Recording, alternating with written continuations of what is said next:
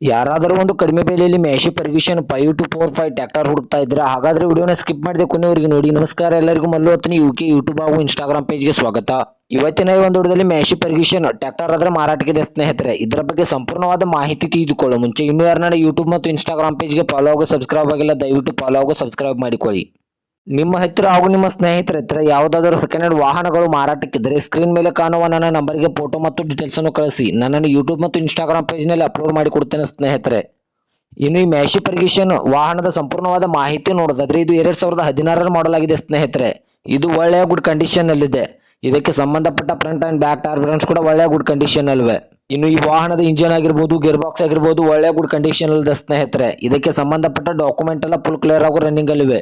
ಈ ಟ್ರ್ಯಾಕ್ಟರ್ ಇರುವ ಲೊಕೇಶನ್ ನೋಡಿದ್ರೆ ಬಿಜಾಪುರ ಜಿಲ್ಲೆ ಮುದ್ದೇಬಿಹಾಳ್ ಲೊಕೇಶನ್ಗಾದ್ರೆ ಈ ಮ್ಯಾಶಿ ಫರ್ಗ್ಯೂಷನ್ ಟ್ರ್ಯಾಕ್ಟರ್ ನೋಡೋದಕ್ಕೆ ಸಿಗುತ್ತದೆ.